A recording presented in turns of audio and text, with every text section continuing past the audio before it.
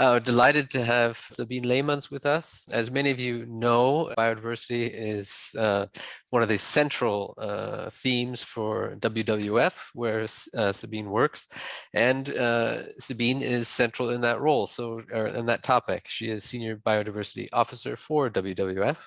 Sabien, thanks for joining us today, and we look forward to hearing a bit more from your perspective about all these new developments going on in this area. Thank you so much. Hello, everyone. I prepared some slides. I'm sharing the screen. I hope you can all see it. Looks great. Yep. I will try to go as quickly as possible because I see there is a lot of questions and it's good to have a good discussion. All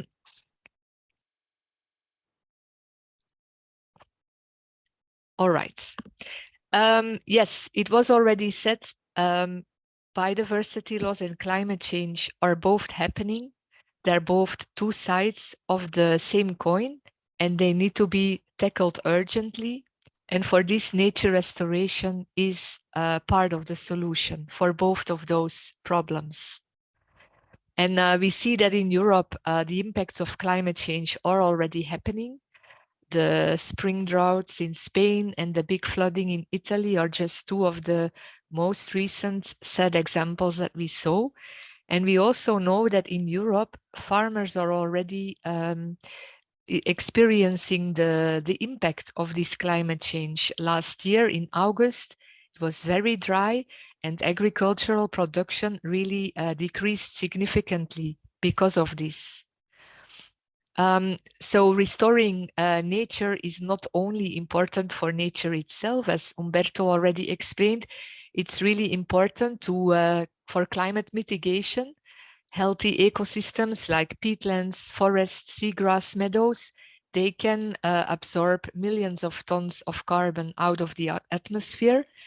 And restoring rivers and floodplains can help, for instance, to protect us from flooding. Restoring nature is also important for securing our food and livelihoods.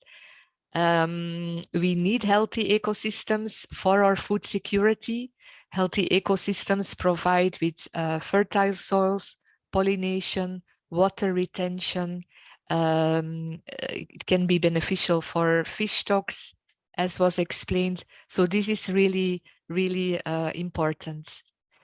And last but not least, restoring nature is also benefiting us, citizens, for our health and well-being.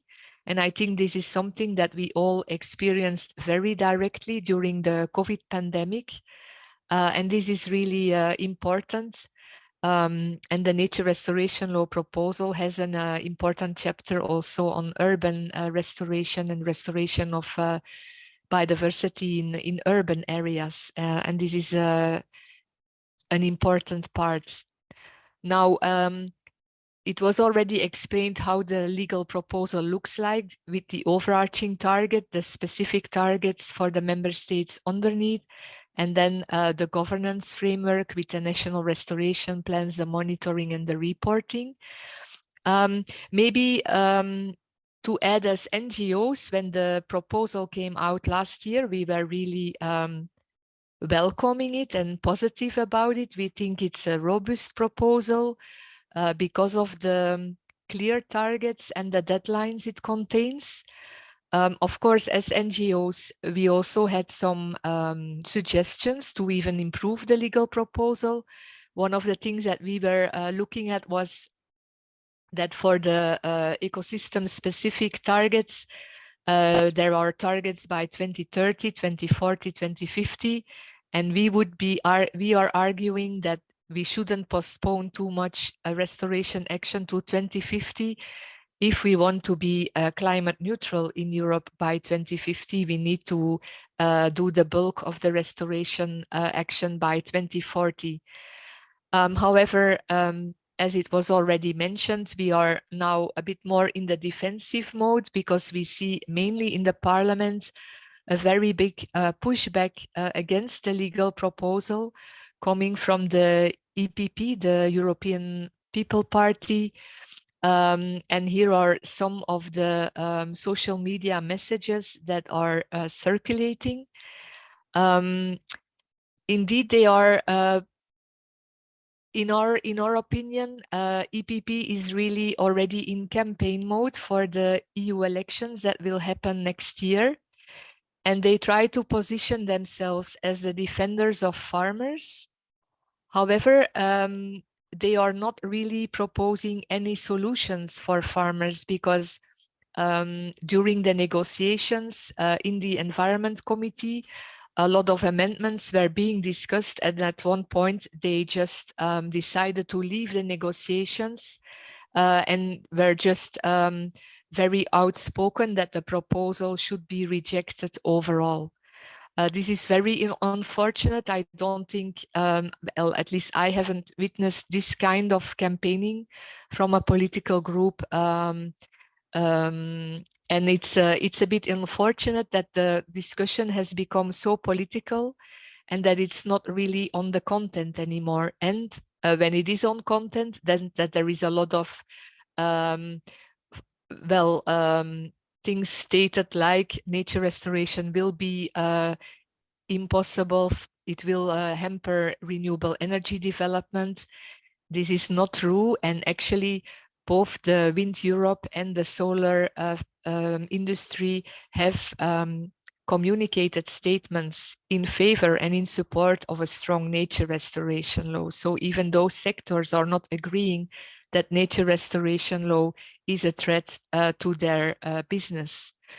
And this is actually the good point of, or the positive side of all the political discussion and pushback that we see, is that there has been lately a real tsunami of positive statements in favor of the nature restoration law from the organic farmers, from small-scale fishers, Wind Europe solar organizations, but also many big companies from the food chain like Nestle, Danone, also IKEA, who is using a lot of timber.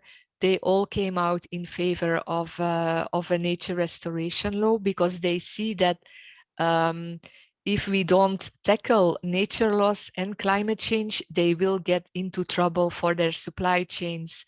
And also the European Central Bank very recently came out with a very strong statement saying, yes, protecting and restoring nature, it's not flower power, it's a real economic necessity, because healthy ecosystems is the basis our economy is built on. And we sometimes tend to forget, and especially people who are proposing or presenting now nature restoration as a luxury we cannot afford, they really have it wrong, in our opinion.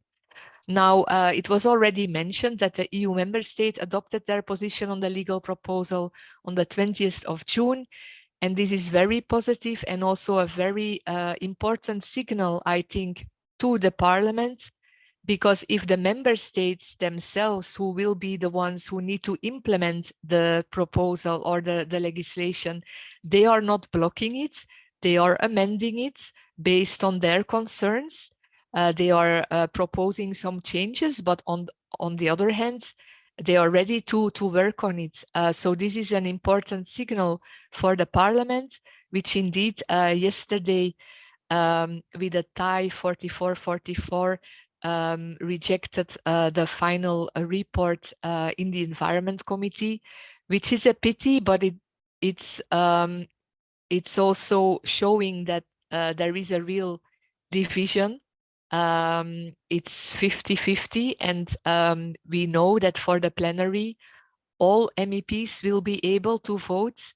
And we are sure that not everyone is so happy with the line that Weber's EPP is taken. We are very hopeful that national delegations from some countries, maybe also from the countries who have supported the nature restoration law, will support the law, the proposal in the plenary. And if that happens, then we will continue the negotiations to get a final legislation by the end of the year or early 2024. Because it's really urgent to restore nature. We have the climate and nature crisis. all scientists say that we have the window of opportunity until 2030 to really start making a change. So this is really important. There are many petitions also for citizens where they can send their support for the law to the politicians, to the members of the parliament. I have added the links to all the main ones in the slides. And thank you for your support, and happy to discuss further this afternoon. Thank you.